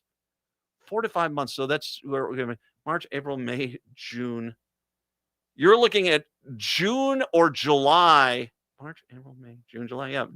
You're the earliest. Think about this. You've got a construction project right now, and the earliest you're going to get some of the workers on your site is June or July. Wow. He says he has to tell clients that their projects are going to be delayed. Now, first of all, I'll make this obvious point. Hey, MAGA, you remember how you said they're taking all the jobs? Remember you said that? Remember you guys said that? You guys. As a matter of fact, this is your authoritarian regime embracement was all about the jobs that white MAGA guys need. Well, bon appetit. Off you go. Chop, chop. There you go. There are jobs for you everywhere right now. Where are you, MAGA guys? Seriously, I got roofing jobs. I got concrete jobs. I've got, probably carpentry jobs. Tons of work that you can get paid the same exact rate as the undocumented workers and the documented workers were getting to do that work. We can paint, we can plaster. I got work up the caboose. Where are you? You, the Republican Party, insisted all these white guys are sitting out there blubbering about the fact that you can't find work. And here I got a buffet of jobs available, and you guys don't seem to want to do those jobs, do you? Are you lazy? I'm guessing they're lazy. I'm guessing all those white MAGA guys are just lazy. Or is this one of those cases where I've been caught on the work site drunk 8 times, I can't get a job there? Is that what it is? Because I'm going to guess for a lot of you that's something like that. Or meth or something like that. But I mean, still, here are the jobs, because I can't figure out why you're not taking the jobs. They're jobs. Jobs. They're jobs everywhere. And you're not taking them. Let me also go back to the city of Champlin, who I'm going to make you my stooge today. Mayor, this would seem like it's a problem, especially for a community that's growing and you're trying to build and all these things. But you think the biggest issue of the day is there's an evil flag that offends me. I'm the mayor of Champlin. Blubber, blubber, blubber. Paraphrasing. I don't know how you really reacted, but I'm just going to do this dramatization to get through it. Because if the flag is more important to you than what I just explained, you suck at being mayor, dude. You need to go get out of the way so you can get someone in there that's actually going to fix problems, as opposed to try to get my mega cred. Can't wait to get on Twitter later and talk about what I did. You can move. I mean, seriously, dude, you can move at any point. It is legal to move out of Hennepin County. Bon voyage. I'm going to have fun with that guy for a while. 952-946-6205, 952-946-6205. We'll take a break. Come on back. It is the Matt McNeil Show on your Wednesday. This is Chad, owner of AM 950. I've been telling you about my friends at Snap Construction, who are arguably the most well-reviewed exterior construction company in the metro. Don't just take my word for it. Take a look at all their reviews online. Winter is the most cost-effective time of the year to complete your construction project. A majority of Minnesotans choose to have their work completed on their home in the summer when they should be enjoying the weather. As a result, the demand for labor in the summer is much higher. The most cost-effective way to improve or restore your home is in the winter due to the lower demand. Right now, Snap Construction is offering an additional 30% off of labor to the AM 950 listeners on your next construction project between now and the end of February. Call 612-333-SNAP and mention AM 950 for an additional 30% off. As always, Snap Construction stands by their work with a lifetime craftsmanship warranty. Don't wait to get a free estimate by calling 612-333-SNAP or find them online at snapconstruction.com. Financing options available. Do you need support living safely and independently in your home? Don't wait until a fall, accident, or unsafe step forces change. Rebuilding Together Minnesota provides home safety repairs and mobility modifications at no cost to low-income homeowners, helping older adults stay in the homes they love. Offering aging-in-place home modification services like grab bars, railings, slip grips, and ramp installations, your safety and autonomy are their priority. Need safer stairs, porches, or decks? They handle full replacements. They also install fire safety essentials like smoke and carbon monoxide detectors. Applications for services run through March 31st, 2026. Once that window closes, you'll have to wait for next year's window to apply again. Don't risk another unsafe day. Let your neighbors help. Apply today at rtmn.org and select Apply for Help. That's rtmn.org and select Apply for Help. Or call 651-776-4273. Rebuilding Together Minnesota. Safer homes, stronger independence. Cafe Latte offers made-from-scratch soups, salads, sandwiches, and mouth-watering desserts. So come check out their pizza and wine bar, or get a treat from the bakery made fresh daily. Plus, you can still do online ordering and takeout, along with gift cards. Just go to cafelatte.com and choose from their ever-changing selection of award-winning salads, sandwiches, and soups. Cafe Latte is located off Victoria and Grand and online at cafelatte.com. With a look at your AM 950 weather, I'm Patrick Lilia. Tonight, cloudy with a low of 16, then Thursday, sunshine with a high of 42. The Great Wall has been your home for Chinese favorites since 1981. Don't miss the sesame chicken, mushu pork with Chinese pancakes, or Peking duck. Stop in at the restaurant on France Avenue and 45th Street along the Minneapolis-Edina City line, or check them out at greatwallrestaurant.us. You're listening to AM 950, the progressive voice of Minnesota. Oh, yeah. A Monday warrior, mean strike. Today's Tom Sawyer, mean pride. It is the Matt McNeil Show. Still can't wait to go see them. I'm going to see them in Chicago coming up here later this year. Rush is coming back on tour. I can't wait for that. Oh, looking forward to that. 952-946-6205. See, that's me living my best life. As opposed to, I don't know, someone in Champlin who might be miserable living their existence. Can't stand it here. We need to peel off our city and go into that other county where it's more red, and I agree with the politics. Or you can move. What? What? I can do what?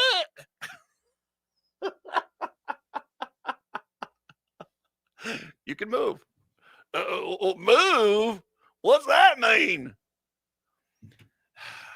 I don't know. Can someone explain it to the guy? You know, you're miserable here, you know. Off you go. You can actually get somebody in the city who actually cares about what's going on in the city as opposed to mega.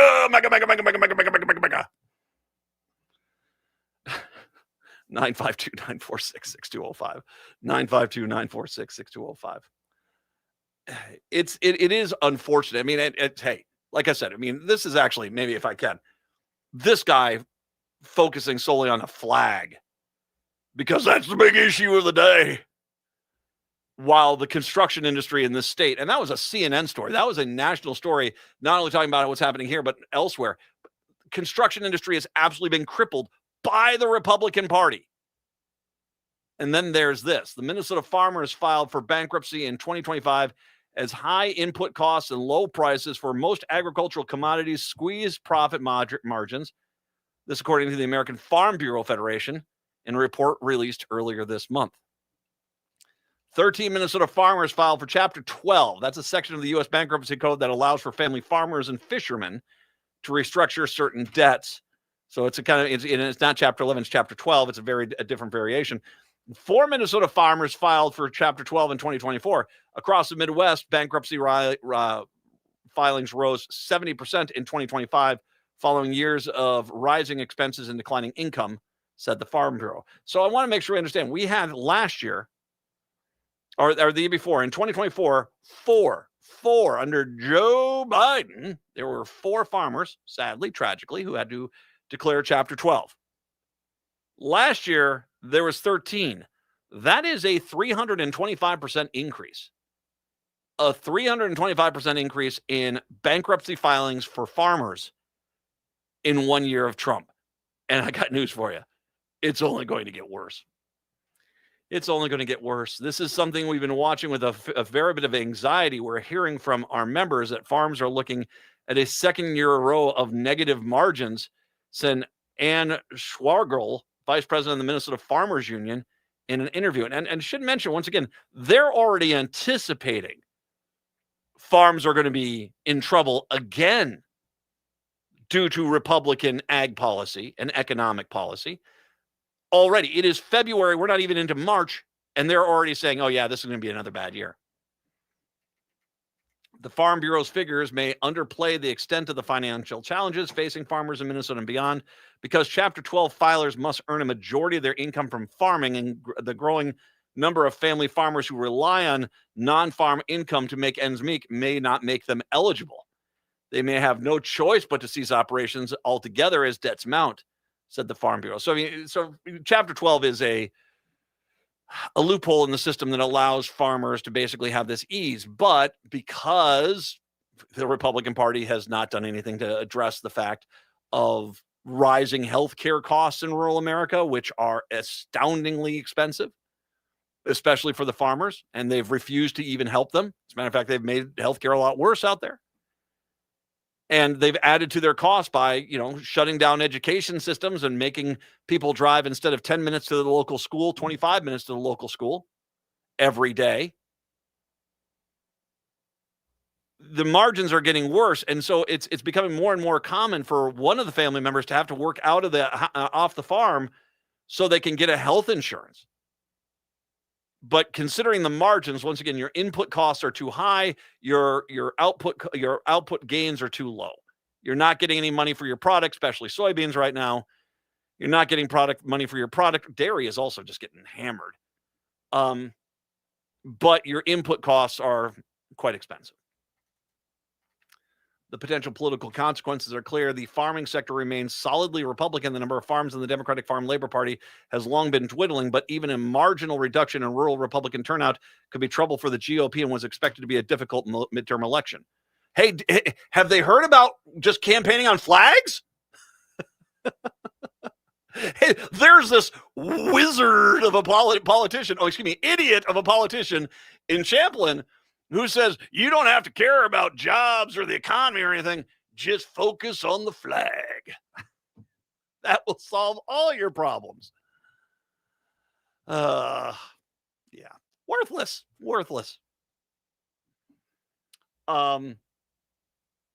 Midwest farmers are under pressure from persistently low prices for crops like corn and soybeans, high input weakening markets for dairy and most animal proteins, and a growing reliance on high interest rate loans from the Farm Bureau said, once again, changed by the Republican Party to make loans to farmers more expensive because there's a buddy of mine who works over on Wall Street who needs to make some extra money.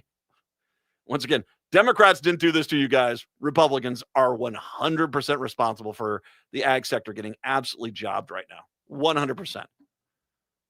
Elevated prices for fertilizer are a significant cost center for farmers, further crimp margins. I mean, fertilizer was relatively affordable until Donald Trump got in there. We had free trade with Canada. Now in the fertilizer, which most of it comes from Canada, it's god-awful expensive.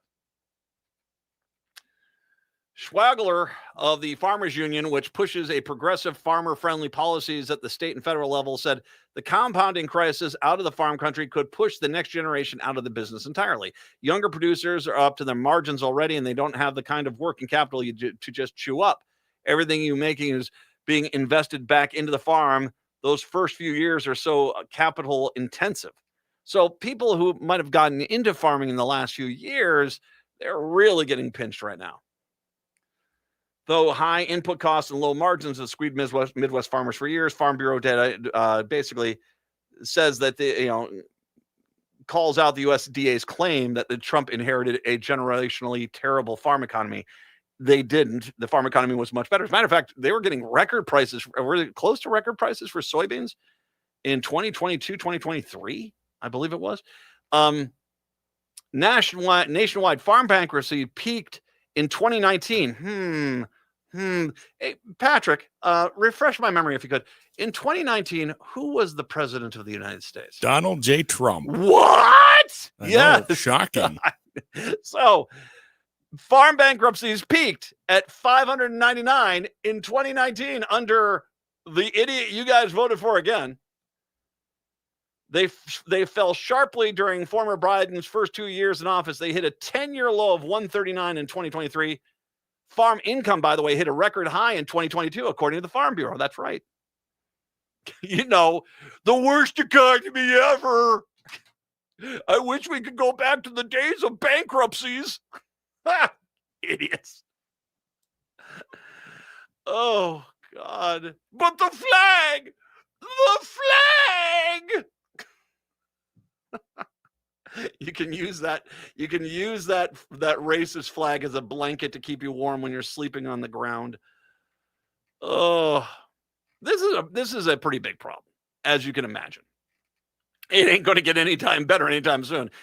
I have been reading about what China has been doing to basically go out. They're going out of their way to build ports. They're building ports in Brazil and Argentina. I want to stop. They're not investing that money for one cycle. They're not investing that money to build ports in foreign countries for 2026. They're doing that because the majority of their product is going to come from those countries in the future. That's a fact. Australia, New Zealand, they're already gouging us. And whether it's pork, whether it's corn, soybeans, numerous crops across the board.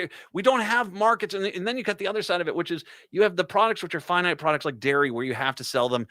We don't have the immediate markets for those. This is going to get bad. This is going to get really freaking bad. And it's not just here in Minnesota. It's across everywhere there's ag. Everywhere there's ag, this is going to get worse. And we haven't even brought up the labor problem that the Republicans have created through their ICE thugs. I'm not even bringing up the fact that Republicans have basically allowed the water tables of the farming community to be poisoned to the point where you can't even drink the water out of the tap. You can't take a shower in your house. And the cancer rates and the carcinogen rates of health problems that have been rising astronomically in rural communities, which require a lot of money for medical care, if it's even something that's viable. No, I'm not even bringing on that stuff. Not bringing up the fact that your local hospital is closing. Not bringing up the fact that your local school is having to merge with another school 40 minutes away. I'm just talking about your markets, your input costs. And you're screwed. And you're screwed. American Soybean Association President Scott Metzger says he's relieved to know President Trump can no longer use the International Emergency Economic Powers Act to impose tariffs. This is the ag sector is that helped elect him is now like, thank God that the court stopped him. Thank God. The U.S. Supreme Court issued a decision on Friday that refuted many of Trump's tariffs claims. And it's once again the biggest tax increase in Americans since 1968. Metzger says soybean farmers want Trump to refrain from imposing any new tariffs on ag inputs because it's getting more expensive to farm. Of course he's going to, because he's an idiot. Crop imports are expected to reach high record highs this year, with beans being up 3% across the board. It's going to make things extremely tight. So, however, the SCOTUS ruling, Trump said the sign an order to impose a 10% global tariff under Section 122, actually it's 15%, would basically stop things. And by the way, we should be careful about this promise because we keep hearing promises from the Trump administration about soybean sales. Soybeans recovered on yesterday, on Market Talk that China was looking to buy soybeans from off the Pacific Northwest. He says there's no confirmation of the business yet. The question is, are they buying it still for the 12 million metric tons that Trump said they were committed to buy back in November, which they still have yet to follow through on? I mean, they're only about 2/3 of the way there. So they're still way behind that. And that was a purged back total too. It usually should be about 20 million. They got 12 million and they're still not there. Or is this part of this new 8 million metric tons President Trump encouraged them to buy a few weeks ago, but they haven't committed to? There's no clarity from the USDA on the Chinese, what's going on, and it's a good sign to see them, but it's a good sign to see them in the market to a point. The soybean market needs to demand, so Trump is going to be in China here in a few weeks to hopefully he'll get some deals done. They're going to take a bit. Like here, I mean, they're supposed to take 20 million. They took 12 million. We're at 8 million. And there's still no guarantee they're going to take any more. Nice going, Republicans. You voted for this. You voted for all of this. But that flag! The flag with its blues and there's a star in it, and it hurts me so much. Bring me the racist flag. That will make me feel better. Republicans, you're idiots. 952-946-6205. This is me mocking you. This is me openly mocking you. It's the Matt McNeil Show.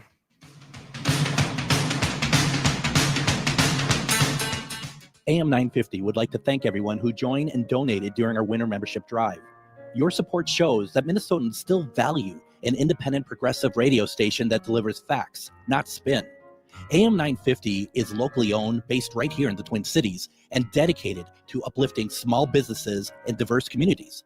At a time when some voices are being pushed aside, AM 950 refuses to be silenced. Please help keep progressive radio on the air. Visit am950radio.com and donate today. In today's uncertain times, Woodland Stoves and Fireplaces believes that a fire can add comfort and security to your life. At Woodland, our mission is to connect you to a place for fire that works. Woodland Stoves and Fireplaces installed our wood stove years ago, and we still love it. Watching the fire, feeling the heat, is a joy we experience every day. And knowing we have a reliable heat source makes us feel snug and safe. There are many choices in wood, gas, or electric. For diversity and styles, at Woodland Stoves and Fireplaces, we display over 180 models, and 35 of of these are burning displays.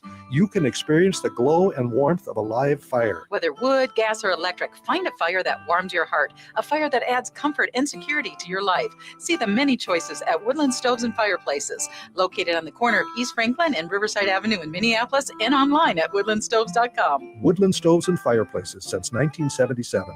For over 48 years, our slogan has been out of the ordinary products and services. Our mission is to get you a fireplace that works in your life.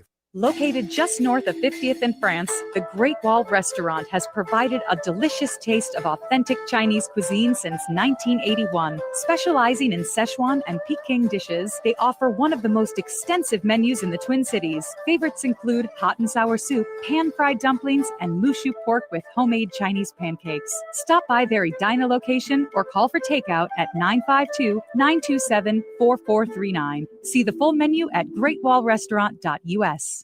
Hey, it's Patrick for Zero Res. February is the month for love, so when was the last time you gave your carpet the love and attention it deserves? Maybe you've been procrastinating on the holiday post-mortem cleanup at your house. Are you worried if you got down on your hands and knees what you might see or smell? Not only is your carpet one of the biggest investments in your home, but it's also the largest air filter in your home. And what's worse, you're going to be stuck inside breathing this nasty stuff for months. Lucky for you, Zero Res is going to spread the love to you and your home. This month, get 3 rooms of carpet clean starting at just $119 and take $75 off your air duct cleaning. Call my friends at Zero Res right now, 952-ZERO-RES, or go online to ZeroResMinnesota.com and say you want the AM 950 special. A 4.9 rating on Google reviews and over 21,000 satisfied customers can't be wrong. Backward or forward spells the same. Zero Res.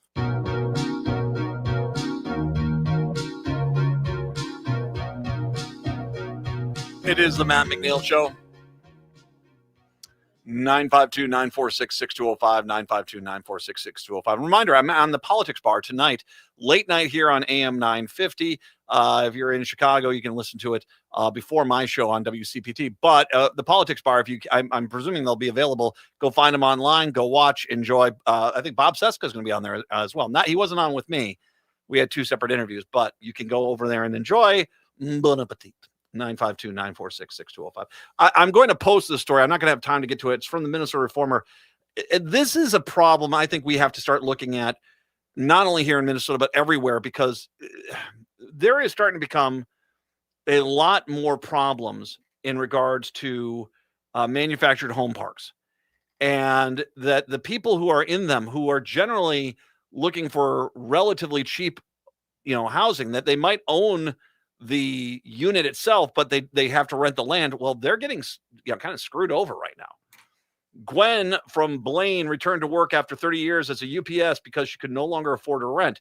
George from Northfield has promised no rent increase, then received new fees for water and trash, resulting in $180 in additional cost. Sammy watched her Lake Elmo rent spike 40% over 5 years. These cases reflect a systemic pattern of out-of-state operators buying Minnesota manufactured home parks, implementing aggressive rent increases on residents who own their homes but rent the underlying land. Because relocating a manufactured home costs thousands of dollars, residents face limited options when corporate owners raise the cost. The financial dynamics are straightforward. RHP Properties, a Michigan corporation with over $6 billion in managed assets, acquired 50 Midwest parks in 2022, including 7 in Minnesota. Lakeshore Management, based in Skokie, Illinois, purchased Viking Terrace in Northfield in 2022, immediately faced enforcement action from Attorney General Keith Ellison for imposing rules that prohibited residents from taking evening walks or children from playing together in their yards. Think about that. Your new landlord says you can't go outside and walk. Wow. According to the organizing groups tracking sales, most parks sold in Minnesota during the 2024 went to institutional investors rather than local operators. Out-of-state buyers have accounted for more than half of all manufactured home park sales since 2015. 81% of the parks sold in 2021 went to out-of-state operators. The 10 Twin Cities parks with the highest rents are all owned by out-of-state buyers. This is a problem everywhere. You see it especially in red states, because this is something where these people, this is how they basically get you. because they're going to get their money one way or the other. And they're sure not going to, the Republicans are not going to go get it from the wealthy people. They're going to get it from you. So I'll post that story. It's a very good one. Native Roots Radio is up next. Reminder, Ghost Box Radio with Greg Bachman comes up tonight at 10 o'clock right here on AM 950. Till tomorrow, see ya. Would you let animals pick your insurance? You really need to experience